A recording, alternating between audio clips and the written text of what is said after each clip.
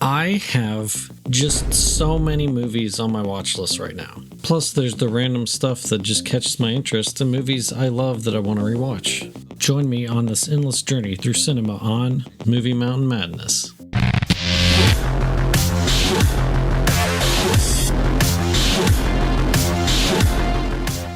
How do you follow up the ultimate heist movie?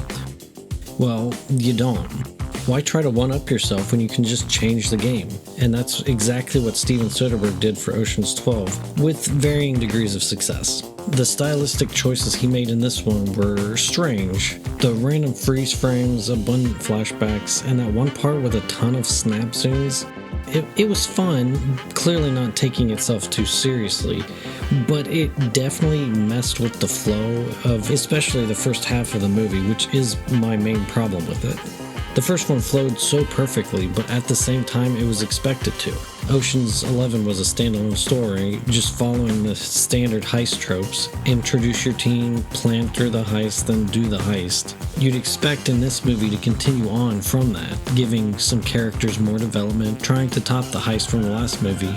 But it completely pivots away from even trying to do that. So I understand all the flashbacks that were needed. I absolutely loved how they deepened Brad Pitt's character. He's one of my favorites in the crew now. But it absolutely doesn't flow as smoothly as the first, going back and forth like it did. My other complaint is the sound mixing. In the first one I had a problem with the music, so Warner Brothers heard that, went back in time 22 years ago, and changed it for the second one. In Ocean's 12, the music is certainly noticeable, but it's only because anytime there's no dialogue, they just crank the music up so loud it's blasting my face off.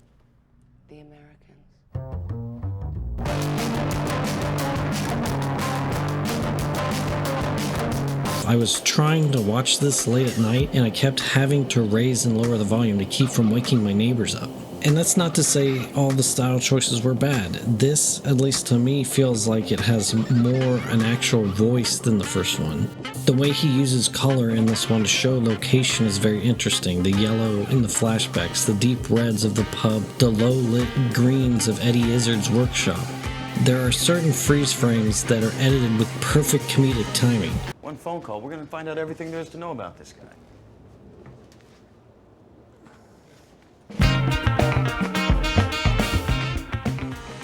The whole sequence explaining the heist bet, shot all in black and white, the movie oozes personality. The unorthodox nature of the story, with it being told non-linearly to fill in backstory as needed, does hurt the pacing of it, but it still works. We, as the audience, are kept in the dark of what the crew is even doing most of the time, watching the villain heister, brilliantly played by Vincent Cassel, constantly succeeding. We know the Ocean's crew is up to something, but we only see them getting what appears to be outmaneuvered at every turn until the reveal at the end. Despite my problems, I really enjoyed this movie. I believe the personality makes up for the roughness of it. Ocean's 12 is a great continuation of the Ocean's crew story, absolutely deserving of being right next to Ocean's 11 in the Hall of the Best Heist Movies.